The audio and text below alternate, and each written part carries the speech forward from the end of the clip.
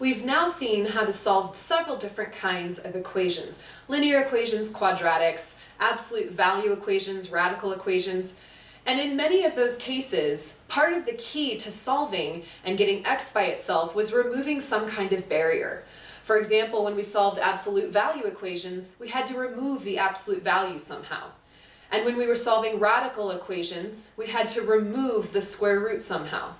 In this video, we're going to take a look at solving rational equations, which means equations which contain fractions. And the key to being able to solve those is getting rid of the fractions. In order to get rid of the fractions, we're going to need to remember how to find a least common denominator. So let's take a look at a first example. Here I have a rational equation, an equation which has several different fractions involved. What I want to do to make those fractions disappear and make this equation much easier to solve is utilize the least common denominator. The least common denominator we can think of as the denominator that every other denominator wants to grow up to become. 20 is going to be our LCD here. 20 is already the LCD. 5 can grow to become 20 if it got multiplied by 4. 4 could grow to become 20 if it got multiplied by 5. So sometimes we can see the LCD just by glancing at this. In future examples, we'll see how else we can find LCDs, but sometimes it's as simple as just looking at it. But now that I have the LCD, that's the key to making fractions disappear. What I'm going to need to do is multiply both sides of the equation, every single term, by the LCD. I want to do this to both sides in every term because I do have to maintain balance whenever I'm solving an equation. So here's what I'm going to do. I'm going to take my original first term, x over 4, and I'm going to multiply it by the LCD. But because this first term is a fraction, and it's hard to mix fractions with whole numbers, I'm going to write the LCD like a fraction. I'm going to multiply as 20 over 1 instead of just 20. Next, I'm going to take my second term, the plus 4/5, and I'm also going to multiply it by 20, but again, since 4/5 is a fraction, I'll make 20 also look like a fraction, 20 over 1. And then I have my equals, and on the right side, I'll take that 1 over 20, and again, multiply by the LCD, 20 over 1. So as long as every single term, both sides of the equation, is getting multiplied by the LCD, then this is maintaining that balance, so we're in good shape. But here's where the LCD is powerful. Every single one of these fractions will eventually simplify to not be a fraction anymore. So let's take a look at each term. Let's ignore the last two and just focus on the first. What makes this a fraction is the denominator. If there was no denominator, or if it was simply 1, it wouldn't actually be a fraction. So let's focus on that denominator, 4. Is there a factor of 4 somewhere up here? There is in the LCD of 20. 4 will go into itself once, and it will go into 20 5 times. And if I reduce or divide those out, what you'll notice is that now the denominators both read 1, meaning this term is no longer a fraction. We can do the same thing for these other two. In this second chunk here, 5 is the denominator that makes this a fraction, but the 5 will cancel or reduce with the 20. 5 goes into itself once, 5 goes into 20 4 times. Again, now that there are 1s across the denominator, it's not a fraction anymore. So as we're using this LCD, while it does stand for least common denominator, I'm going to say that it's now going to stand for, hey, let's cancel denominators, because that's the whole point here. When I multiply by the LCD, the denominator that used to be there is going to cancel away. It's dividing out with a factor from the LCD. So now all the denominators are showing 1s. That means there are no more fractions involved. Let's write everything that's left over, because we've slashed a bunch of stuff here. Let's write everything that's left over. From the first term, I have an x that was originally in the numerator, and now left over, I'm multiplying on a 5. Then I have a plus. In this second term, I had a 4 there originally, and now I'm multiplying a 4 that's left over here. Then I have my equals, and on the right side I originally had the 1, and now I'm multiplying just a 1 left over. All the fractions are gone. This looks a lot cleaner, but we can clean it up even more. Let's go ahead and take care of each of these multiplications. X times 5 is 5x. 4 times 4 is 16. 1 times 1 is 1. And now I have a beautiful linear equation, much, much easier for me to solve. If I want to get x by itself, the first thing I will do is I will relocate the 16 to the other side using subtraction. That will leave me with 5x on the left, and on the right, 1 minus 16 gives me negative 15. I have only one more step to solve for x. I want to isolate it by dividing by its coefficient 5. So now on the left side, I have x, and this is going to equal negative 15 divided by 5, which is negative 3. And so I get one solution here. And I'm thinking one solution makes sense because when the fractions disappeared, I had a linear equation which had an invisible implied exponent of 1. And I wound up with one solution.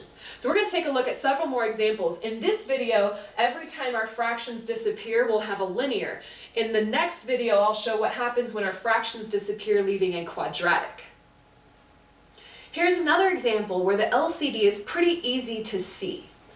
Between 3, 5, and 15, the LCD, which will be the denominator that every other denominator can grow to become, will be 15. The 15 on the right-hand side is already what we want. 5 can grow to become 15, it's just missing a 3 factor. And 3 can grow to become 15 if we multiply it by 5. So my LCD is 15, and that's the key to canceling the denominators. That's the key to getting rid of fractions. What I do with it is I multiply it to every single term, both sides of the equation. So let's take this x plus 2 over 3 from the left side of the equation, and let's multiply it by the LCD. But again, because this term is a fraction, I don't want to mix fractions with whole numbers, so I'm going to go ahead and write 15 as a fraction. If I write it over 1, it allows me to see who's truly upstairs and who's truly downstairs, so that when I want to play the slashy game, I can tell what I'm allowed to use. So now I have minus, and then I have x minus 1 over 5, which again needs to be multiplied by the LCD.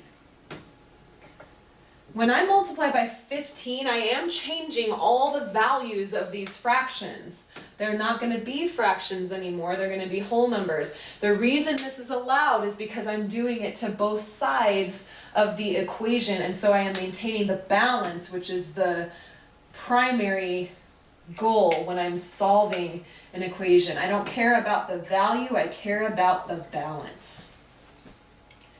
So everything I have in blue comes from the original equation, and what I'm showing in green is that for every single term, I'm tacking on, multiplying on that LCD of 15. And remember, in these examples, we can think of LCD as standing for, hey, let's cancel denominators. And so this denominator of 3 is going to reduce with the 15. 3 goes into itself once, but 3 goes into 15 5 times. Down here I see a denominator of 5. 5 goes into itself once, and it will go into 15 3 times.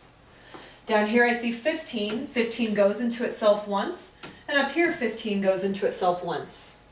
And now every single denominator says 1, which tells me there are no more fractions. So now this is going to clean up very nicely.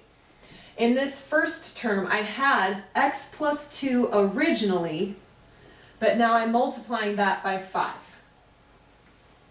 Minus, I had x minus 1 originally, and now I'm multiplying that by 3. Equals, I had 1 originally, and I'm multiplying by 1. Now here's the thing. It doesn't matter what order I multiply in. If I want to say x plus 2 times 5, or I want to switch it around and say 5 times x plus 2, it technically doesn't make a difference. But visually, I think it's more common for us to see a monomial factor before a binomial factor. So just for visual preference, I'm going to take these factors and switch their order. I'm going to do the same thing here. I'll have minus, and then I'm going to put the factor of 3 before the factor of x minus 1. Not because I have to, just it's visually more pleasing here. and then I have 1 times 1. So now let's actually take care of that multiplication. I'm trying to solve for x eventually. Right now it's trapped in parentheses. So let's release it from those parentheses using distribution. So 5 times x will give me 5x. 5 times 2 will give me 10. Negative 3 times x will give me negative 3x. Negative 3 times negative 1 will give me positive 3. And on the right side, 1 times 1 gives me 1. So now everything is released from the parentheses. Excuse me. They're free to move around and be combined. Let's go ahead and clean up the left side here by combining our like terms. 5x minus 3x is just 2x. 10 plus 3 is 13. And now I have 2x plus 13 equals 1. That's a much nicer looking linear equation than what I started with fractions. So now to get x by itself, let's relocate that 13, relocate that constant term to the other side. This time we're using subtraction because the 13 was added on. And I'm running out of room here, so I'm going to come over here. I now have 2x on the left side. And after removing that 13, 1 minus 13 is negative 12 on the right. And then my last step to isolate the x is to divide by its coefficient. So I will here divide by 2, and I get x equals negative 6. And there's my final answer. So this is another example where when the fractions disappeared, we were given a linear equation. Linear equations are usually going to give us the one solution.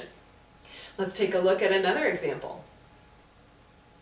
Now in this example, the LCD is not necessarily something we can eyeball. As soon as we start throwing in x's and we're looking at polynomials in our denominators, in order to find the LCD, we really need to factor. Now if I look at the x plus 5 and think about my steps for factoring, first I want order, which I have. Second, I want a GCF. Between x and 5, there's nothing in common other than a 1, so I can't pull anything out. And at this point, I notice it's linear. There's no visible exponent. If it's linear, I leave it. So then this is a prime polynomial. Let's put it in parentheses just to make sure that we don't consider the x or the 5 individually, because when I'm looking for an LCD, I want factors, not terms. So x plus 5 is the way I'd factor that. It's really already factored. I'm just going to put parentheses around it. And the same is going to go for the x minus 3. It's already in order. There's no GCF to pull, and there's no exponent. So this is linear. We're going to leave it, but we'll put it in parentheses since it's prime. Now for this one, we have a trinomial, so there's a little bit more work to do here. With a trinomial, you can think of the x box, and you think of numbers that multiply to negative 15 and add to 2. And I'll tell you what, most of the examples we go through are engineered to turn out a certain way. When we factor this, coincidentally, the factors that will show up are the same ones that are showing up in other locations. When I factor this, the numbers that multiply to negative 15 and add to 2 are in fact positive 5 and negative 3. So x plus 5 times x plus 3 is our factorization. You'll see those same factors showing up in other locations. And so now that things are factored, the LCD can be seen as all the factors that showed up to the highest, to the highest exponent that ever was revealed. I had no exponents written on any of these, so I don't need any exponents in my LCD. My LCD is the x plus 5 and the x minus 3. So what I now need to do is multiply every single term, both sides of the equation, by that LCD. And I'm going to be strapped for space here, so pardon me, I am going to write relatively small here. What I want to do is I want to copy my original first fraction in its factored form. So I'm going to write that factored denominator. It'll help me see what cancels. So I'm taking, again, the original fraction, and I'm going to multiply it by the LCD. So in this case, I'm multiplying by x plus 5 times x minus 3. And again, so I don't mix fractions with whole numbers, I'm going to put this LCD over 1. And this allows me to see who's upstairs and who's downstairs and how I can play that slashy game. So now let's move on to the second term. I have minus 4 over x minus 3. Again, I apologize for writing so small, but I need some space here. Because now again, I have to multiply by the LCD, which is x plus 5 times x minus 3. Again, I'll write it over 1 to see who's truly in the numerator, who's truly in the denominator. And then on the right side of the equal sign, I originally had the negative 2 over x plus 5. This will now, again, like the others, be multiplied by the LCD, x plus 5 times x minus 3. Whew, I almost ran out of room there. So now that I have everything in blue matches the original, but in its factored form, everything in green is just showing that every term got multiplied by that LCD. And so now I can play the let's cancel denominators game. Let's take a look at the denominators that showed up originally. I had x plus 5 in the denominator. Notice I have x plus 5 in the numerator, and they will divide each other out. Same goes for the x minus 3 that's in the denominator. There's a pair that matches it in the numerator. And that's nice because now the denominators are gone. This is no longer a fraction. Same thing's going to happen over here. The x minus 3 on the denominator cancels with the x minus 3 in the numerator. And in our last term, it's the x plus 5 that divides out. Every time you multiply by the LCD, all these denominators should turn to 1. If they don't, it means you've made a mistake either in the cancellation or in finding the LCD in the first place. But the fractions should disappear. So now I had 7x in the original. I'm now multiplying it by nothing left but a 1. Minus 4 times, the only thing left here is the x plus 5. And then I have an equals. I have negative 2 that I'm now multiplying by this x minus 3 that was left. I know that's squished and hard to see. So the fractions are gone, but x is now trapped in these parentheses. I need to release him. So let's do our distribution everywhere. So negative 4 will get multiplied inside these parentheses. Negative 2 will also get multiplied inside these parentheses. So when I have 7x times 1, that's just 7x. Negative 4 times x is negative 4x. Negative 4 times 5 is negative 20. And then after the equal sign, I have negative 2 times x, which is negative 2x. Negative 2 times negative 3 is positive 6. So I can see this is a linear equation. I have no x's with exponents. I just have plain x's and numbers. So with our linear equations, I want x's on one side, numbers on the other. Before we move stuff, before we relocate, let's maybe clean up this left side. Let's combine these like terms. 7x minus 4x will just give me 3x. So I have 3x minus 20 equals negative 2x plus 6. Let's see if we can relocate the letters to the left and the number to the right. So let's take our negative 2x and relocate it to the left using addition. And since I'm running out of room anyway, let's multitask here. While we're at it, let's take that 20 and relocate it to the right. Let's add 20 to both sides. So now on the left, I'm going to come over here to the right here because I don't have space. On the left side of the equation, 3x plus 2x gives me 5x. On the right side of the equals, we have just the 6 plus the 20, which is 26. So now the last step to isolate that x is I want to divide by its coefficient, which in this case is the 5. So let's divide by 5. As long as we do the same thing to both sides, we're good. So I've got x on the left. On the right, I have a fraction, 26 over 5. It is okay to have a fraction answer. In fact, I shouldn't even be shocked by that because I had fractions in the beginning in my equation. So I'm not shocked by this at all. But there's my answer. And I got 1 because when the fractions disappeared, I had a linear equation. Let's take a look at one more that reduces to a linear, and we'll see that this next one has something interesting happen. So again, when you have polynomials in your denominator, it's not always super quick and easy to see the LCD. What we need to do is factor to find the LCD. If I were to try factoring the x plus 2, which is already in order and has no GCF to pull, when it's a linear factor, no visible exponents, there's nothing I can do. What I will do is I will put it in parentheses just to emphasize that together the x plus 2 creates a factor. I would do the same thing for the x minus 2 as well. There's nothing I can do to break it down, but I'll put it in parentheses anyway. Now, as far as the x squared minus 4, it's in order, there's no GCF to pull, but this is a difference of squares. So this will break down into something times something. One of these will have a plus and one will have a minus. I take square roots. The square root of x squared is x.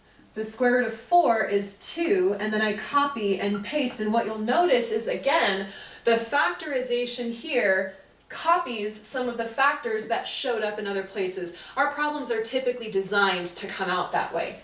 But now that I see the 3 different denominators, I can identify the LCD as taking all the factors that showed up, in this case the x plus 2 as well as the x minus 2. That's going to be the key to making all the fractions disappear. So what I'll do now is I'll take each of those fractions, multiply it by the LCD, and watch those denominators disappear. So again, just because I know I'm going to be tight on space, I apologize, I'm going to be writing pretty small here. I'm going to take my original first fraction, 1 over x plus 2, and I'm going to multiply it by the LCD, which is x plus 2, x minus 2. Again, I'll draw that LCD over 1 so that I can see who's truly in the numerator and denominator when it comes to reducing. Next, I have an equals sign. On the right side, I have the 4 over x plus 2, x minus 2. I do want to write the factored version of this denominator because that will help me see what to slash away. So now I'll multiply him also by the LCD, x plus 2, x minus 2. Again, I write it over 1.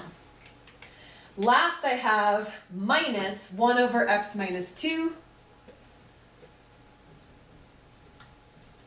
which again gets multiplied by the LCD, x plus 2 times x minus 2, again written over 1. So as we look across all this, I'm just going to tell you right now, this step always feels like, oh my gosh, I have all this stuff I have to write and I'm running out of room. Don't bypass this step. The power in this step is being able to visually see where are the factors that match up and cancel away. And then it allows you to see what's left. So don't skip this step even though it feels like it's a lot of writing. But notice everything that I have in blue matches the original, though it's in its factored form. Everything in green is just mimicking that LCD getting multiplied over and over to everybody. So now let's see what happens when we play Let's Cancel Denominators. So now the denominator here, x plus 2, finds a pair up in the numerator, again, x plus 2. Here we have an x plus 2 downstairs, matches 1 upstairs. We have an x minus 2 in the denominator that matches an x minus 2 in the numerator. And in this last chunk, we have x minus 2 with a pair that divides it out. So now that I've found all those matching pairs between the top and bottom, I notice that all these denominators turned to 1, meaning it's no longer a fraction. So let's see what's left. In this first fraction, originally we had a 1. Now all that's left here is x minus 2. Then I had an equals. Originally, there was a 4. But now I'm multiplying on nothing left but a 1. Then there was a minus. Originally there was a 1. Now I'm multiplying on the x plus 2 that's left. So this now has no fractions. It is a linear equation, but it could be made to look a little bit nicer. Let's go ahead and distribute where we can distribute to remove x from these parentheses here. Now distributing 1 is not going to really do a whole lot. 1 times x is just x. 1 times negative 2 is just negative 2, so I didn't even need to have that 1 there. On the right side, 4 times 1 is 4. Here I have a negative 1 getting multiplied in, so negative 1 times x is negative x. Negative 1 times 2 is negative 2. So here's that linear equation, and again what we want to do is we want to combine like terms, push x to the left and constants to the right. So on the right side, if I combine like terms, 4 and minus 2 combine together to create 2. So I have the original negative x, and now 4 minus 2 is 2. So now let's push the numbers to the left and the letters to the right. Let's take this negative x and let's add it to both sides to move it to that left. And while we're at it, let's take this 2 and let's move it to the right.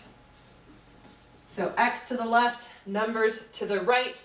And so now I'm going to come over here because I'm running out of room. On the left side, x plus x is 2x. 1x plus 1x is 2x. The 2's cancel, equals, here the x's cancel, and 2 plus 2 is 4. And so now my last step, to isolate that x, I need to divide everything through by 2. So dividing by 2, I get x equals 2. Now I haven't said this in the last examples because it wasn't a problem in the last examples, but in this example we have an issue. If I had plugged in a 2 into my original equation, I'm going to have a problem. Because when I plug in 2, let's just say as an example, to this denominator, 2 minus 2 is 0. 0 is not allowed to be in the denominator. That would make the fraction undefined. We call that a restricted value. This is a value that's off limits. If I plugged in a 2, it would make it undefined. That's not allowed. And so this 2 can't be allowed as a solution. I'm going to have to cut this out as not possible. It's a superfluous solution. And so now, or an extraneous solution, for now, if I had only one candidate and that one candidate didn't pan out, I actually have no solution on this example. I actually have no solution here. The only one that could potentially work, as we went through all this algebra, when I plug it in, it created a problem. So I had to throw it out. So this one winds up with no solution. Before we start the next video, let me just make a suggestion that when we go to find the LCD at the beginning, we also find the restricted values. This is going to tell us up front who would be off limits. If I look at the restricted values here and ask who's off limits, what can x not be? Well, it can't be anything that would make the denominator 0. 2 minus 2 would make this 0, so 2 is definitely off limits. But also over here, if I had negative 2 plus 2, that would give me 0. So negative 2 is also off limits. And because those two factors were just repeated in the middle, it's the same story there. But if I can look up front and say, what would make this say 0? What would make this say 0? And make those guys restricted, off limits. Then I would know when I went through all this work, if this was one of my restricted values, I have to toss it out. It's not allowed. So as we begin the next video, we'll be starting to look for not only the LCD, but also those restricted values up front. And when we get rid of fractions in that next video, we're not going to see linear equations. We will wind up seeing quadratic equations, which are a heck of a lot more fun to solve.